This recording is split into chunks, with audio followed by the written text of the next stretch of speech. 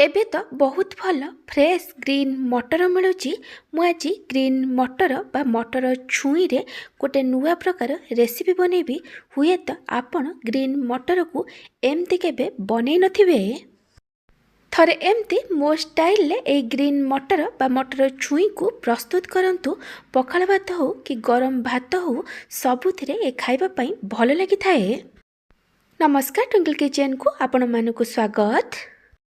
Green ମଟର ବା ମଟର ଛୁଇଁର ଏହି recipe ପାଇଁ ମୁଁ ଏଠି 1 କପ୍ ଗ୍ରୀନ୍ ମଟର ନେଇଛି। ତା ସହିତ ମୁଁ ଏଠି ଗୋଟେ ମିଡ଼ିୟମ୍ ସାଇଜ୍ର ପିଆଜ, ମିଡ଼ିୟମ୍ ସାଇଜ୍ର ଆଳୁ, ଗୋଟେ ଟମାଟୋ, 2ଟା କଞ୍ଚା ଲଙ୍କା ଆଉ 7ରୁ 8 ପାଖୁଡ଼ା ରସୁଣ ନେଇଛି। ଗ୍ରୀନ୍ ମଟରର କ୍ୱାଣ୍ଟିଟି ଆପଣ ଆପଣଙ୍କ ହିସାବରେ କମ୍ ବେଶୀ କରିପାରିବେ। ଏବେ ଆମେ ପରିବାକୁ କାଟିବା। ଆଳୁକୁ ଏମିତି ପୁରା ଛୋଟ ଛୋଟ ଖଣ୍ଡ କରି କାଟିକି ନେଇଯିବେ। ଆଳୁ ଏଠି ଅପସନାଲ୍ ଅଛି, ଆପଣ ଚାହିଁଲେ ନ ପକାଇ ପାରନ୍ତି। ମୁଁ ଏଠି ପିଆଜ ଆଉ ଟମାଟୋକୁ ବି ଛୋଟ ଛୋଟ କରି କାଟିକି ନେଇଯାଇଛି। ମୁଁ ଏଠି କଡ଼େଇରେ କିଛି ସୋରିଷ ତେଲ ଦେଇ ଗରମ ହେବାକୁ ରଖିଥିଲି। ଆପଣ ଏହି ରେସିପିକୁ ସୋରିଷ ତେଲରେ ବନେଇବେ, ଏହାଦ୍ୱାରା ଆର ଟେଷ୍ଟ ବହୁତ ଭଲ ଆସିବ। ତେଲ ଭଲସେ ଗରମ ହୋଇଗଲା ପରେ ମୁଁ ଏଥିରେ ଗୋଟେ ଛୋଟ ଚାମଚ ପଞ୍ଚ ଫୁଟଣ ଆଉ ଗୋଟେ ଶୁଖିଲା ଲଙ୍କାକୁ ଭାଙ୍ଗିକି ପକାଇଛି। ପଞ୍ଚ ଫୁଟଣ ଶୁଖିଲା ଲଙ୍କା ଭଲସେ ଭାଜି ହୋଇଗଲା ପରେ ମୁଁ ଏଥିରେ କାଟିକି ରଖିଥିବା ପିଆଜକୁ ଦେଇଦେଇଛି। ଏବେ ଆମେ ପିଆଜକୁ ଭାଜିବା। ପିଆଜକୁ ବେଶୀ ଗୋଲ୍ଡେନ୍ ବ୍ରାଉନ୍ କଲର୍ କରି ଭାଜିବା ଦରକାର ନାହିଁ। ପିଆଜ ଟିକେ ସଫ୍ଟ ହେଇ ଭାଜି ହୋଇଗଲା ପରେ ଆମେ ଏଥିରେ କାଟିକି ରଖିଥିବା ଆଳୁକୁ ଦେଇଦେବା। ଆଉ ସବୁକୁ ଭଲସେ ମିକ୍ସ କରି ଆମକୁ ମିଡ଼ିୟମ୍ ଟୁ ହାଇ ଫ୍ଲେମ୍ରେ 2ରୁ 3 ମିନିଟ୍ ପର୍ଯ୍ୟନ୍ତ ଭାଜିବା, ଯେମିତି ଆଳୁ ଆଉ ପିଆଜ ଟିକେ ଲାଇଟ୍ ଗୋଲ୍ଡେନ୍ ବ୍ରାଉନ୍ କଲର୍ରେ ଫ୍ରାଏ ହେଇଯିବ। ଆଳୁ ପିଆଜ ଭାଜି ହେଉଥିବା ଭିତରେ ଚାଲନ୍ତୁ ଏବେ ଆମେ ଗୋଟେ ପେଷ୍ଟ ବନେଇଦେବା। ସେଥିପାଇଁ ମୁଁ ଏଠି ଗ୍ରାଇଣ୍ଡର ଜାର୍ରେ ଗୋଟେ ଛୋଟ ଚାମଚ ଜିରା ଆଉ ଗୋଟେ ଛୋଟ ଚାମଚ ସୋରିଷ ଦେଇଛି। ଜିରା ସୋରିଷକୁ ମୁଁ ପାଣିରେ 15 ମିନିଟ୍ ପାଇଁ ବତୁରେଇକି ରଖିଥିଲି। ଏବେ ଆମେ ଏଥିରେ ଗ୍ରୀନ୍ ମଟର ଦେବା। 4ରୁ 5 ଛୋଟ ଚାମଚ ଗ୍ରୀନ୍ ମଟରକୁ ଛାଡ଼ି ବାକି ସବୁ ଗ୍ରୀନ୍ ମଟରକୁ ଆମେ ଗ୍ରାଇଣ୍ଡର ଜାର୍ରେ ଦେଇଦେବା। ତାପରେ ମୁଁ ଏଥିରେ କଞ୍ଚା ଲଙ୍କା ଆଉ ରସୁଣ ଦେଉଛି। ରସୁଣର କ୍ୱାଣ୍ଟିଟି ଟିକେ ଅଧିକ ରଖିବେ। ଆପଣଙ୍କୁ ଯେତିକି ରାଗ ଦରକାର ସେ ଅନୁସାରେ କଞ୍ଚା ଲଙ୍କା ନେବେ। ଏବେ ଆମେ ଆକୁ କଭର କରି ଭଲସେ ବାଟିକି ନେଇଯିବା। ମୁଁ ଆପଣଙ୍କୁ ଗୋଟେ ଛୋଟ ରିକ୍ୱେଷ୍ଟ କରୁଛି, ଯଦି ଆପଣଙ୍କୁ ଏହି ରେସିପି ଭଲ ଲାଗିବ ତାହେଲେ ଆକୁ ଲାଇକ୍ କରିବେ, ଆପଣଙ୍କ ସାଙ୍ଗମାନଙ୍କ ସହିତ ସେୟାର କରିବେ। ଯଦି ଏପର୍ଯ୍ୟନ୍ତ ମୋ ଚ୍ୟାନେଲକୁ ସବସ୍କ୍ରାଇବ୍ କରିନାହାନ୍ତି ତାହେଲେ ସବସ୍କ୍ରାଇବ୍ କରିବାକୁ ଜମାରୁ ଭୁଲିବେନି। ପାଖରେ ଥିବା ବେଲ୍ ଆଇକନ୍ରେ ଅଲ୍ ନୋଟିଫିକେସନ୍ରେ କ୍ଲିକ୍ କରିବେ। ଏହାଦ୍ୱାରା ମୋ ଯେଉଁ ଭିଡ଼ିଓ ଆସିବ ଆପଣ ପ୍ରଥମେ ଦେଖିପାରିବେ। ଯଦି ଫେସବୁକ୍ରେ ଦେଖୁଛନ୍ତି ତାହେଲେ ଫଲୋ କରିବାକୁ ଜମାରୁ ଭୁଲିବେନି। ଆଳୁ ପିଆଜ ଏଠି ଭଲସେ ଲାଇଟ୍ ଗୋଲ୍ଡେନ୍ ବ୍ରାଉନ୍ କଲର୍ରେ ଫ୍ରାଏ ହୋଇଯାଇଛି।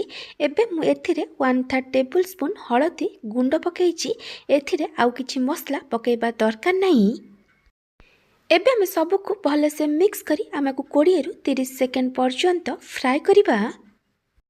20ରୁ 30 ସେକେଣ୍ଡ ପରେ ଆମେ ଏଥିରେ ଯେଉଁ ଗ୍ରୀନ୍ ମଟର ରଖିଥିଲେ ତାକୁ ଦେଇଦେବା ଆଉ କାଟିକି ରଖିଥିବା ଟମାଟୋକୁ ଦେଇଦେବା। ସବୁକୁ ଭଲସେ ମିକ୍ସ କରି ଆମକୁ 1ରୁ 2 ମିନିଟ୍ ପର୍ଯ୍ୟନ୍ତ କୁକ୍ କରିବା, ଯେମିତି ଟମାଟୋ ଭଲ ଭାବେ ସିଝିଯିବ। ଟମାଟୋ ଏଠି ଭଲସେ ସିଝିଗଲାଣି। ଏବେ ଆମେ ଏଥିରେ ବାଟିକି ରଖିଥିବା ଗ୍ରୀନ୍ ମଟରକୁ ଦେଇଦେବା ଆଉ ସବୁକୁ ଭଲସେ ମିକ୍ସ କରି ଆମକୁ 1ରୁ 2 ମିନିଟ୍ ପର୍ଯ୍ୟନ୍ତ କଷିବା, ଯେମିତି ଆର କଞ୍ଚା ବାସ୍ନା ପଳାଇବ। ଆପଣ ଆକୁ କଣ୍ଟିନ୍ୟୁଅସ୍ ଗୋଳେଇ ଗୋଳେଇ 1ରୁ 2 ମିନିଟ୍ ପର୍ଯ୍ୟନ୍ତ କଷିବେ। ଆପଣ ଆକୁ ବେଶୀ ସମୟ କଷିବେନି, ନହେଲେ ଏ ପିତା ହେଇଯିବ, କାରଣ ଆମେ ଏଥିରେ ସୋରିଷକୁ ବାଟିକି ଦେଇଛେ। 1ରୁ 2 ମିନିଟ୍ ପରେ ମୁଁ ଏଥିରେ ପାଣି ଦେଉଛି। ଗ୍ରୀନ୍ ମଟର ଆଳୁ ସିଝିବା ପାଇଁ ଯେତିକି ପାଣି ଦରକାର ସେତିକି ପାଣି ଦେବେ, ଆପଣ ଏଥିରେ ଅଧିକ ପାଣି ଦେବେନି। ଏବେ ଆମେ ଏଥିରେ ସ୍ୱାଦ ଅନୁସାରେ ଲୁଣ ପକାଇବା ଆଉ ସବୁକୁ ଭଲସେ ମିକ୍ସ କରି ପାଣିକୁ ହାଇ ଫ୍ଲେମ୍ରେ ଫୁଟିବା ପାଇଁ ଛାଡ଼ିଦେବା। ଆପଣ ଏହି ରେସିପିକୁ କେଉଁ ଜାଗାରୁ ଦେଖୁଛନ୍ତି କମେଣ୍ଟ ସେକ୍ସନରେ ଜଣାଇବେ। ଏ ତରକାରୀଟି ଭଲସେ ଫୁଟିଗଲାଣି। ଏବେ ଆମେ ସବୁକୁ ଆଉ ଥରେ ଭଲ ଭାବେ ମିକ୍ସ କରିଦେବା। ତାପରେ ଆମକୁ କଭର କରି ଲୋ ଫ୍ଲେମ୍ରେ 7ରୁ 8 ମିନିଟ୍ ପର୍ଯ୍ୟନ୍ତ କୁକ୍ କରିବା, ଯେମିତି ଆଳୁ ଆଉ ଗ୍ରୀନ୍ ମଟର ଭଲସେ ସିଝିଯିବ। ମଝିରେ ମଝିରେ ଘୋଡ଼ଣୀ କାଢ଼ି ଆକୁ ଗୋଳଉଥିବେ, ନହେଲେ ଆର ତଳପଟ ଲାଗି ପୋଡ଼ି ଯାଇପାରେ। ମୁଁ ଏଠି 7ରୁ 8 ମିନିଟ୍ ପରେ ଘୋଡ଼ଣୀ କାଢ଼ି ଦେଇଛି। ମୁଁ ଏଠି ଆପଣଙ୍କୁ ଦେଖାଇ ଦେଉଛି ଏଠି ଆଳୁ ଆଉ ଗ୍ରୀନ୍ ମଟର ଭଲସେ ସିଝି ଯାଇଛି। एबे आमे सबको भलसे मिक्स करदबा। एबे आमे को कंटिन्यूअस गोले गोले मीडियम टू हाई फ्लेम रे 3 रु 4 मिनिट पर्यंत कुक करिबा जेमती एथिरे जो पानी अछि से भलसे ड्राई हे जिवो। आपण को कंटिन्यूअस गोले गोले कुक करेंगे ना आर तलपट लगी पोड़ी जापे। ये 3 रु 4 मिनिट हो गलानी देखी पारे ये बढ़िया से ड्राई हो जाए। आम गैस बंद करदे। आपण चाहिए आउपर किसी काटिकी धनिया पत्र पकई पारे।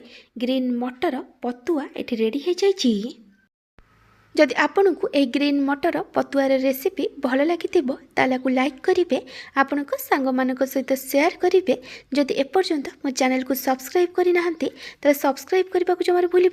पाखे बेल आइकन ने ऑल नोटिफिकेशन ने क्लिक करेंगे। यह द्वारा मो जो वीडियो आसो आपण प्रथमे देखिपारे। जदि फेसबुक देखुं तो फॉलो करने को जमार भूलें। Thank you for watching.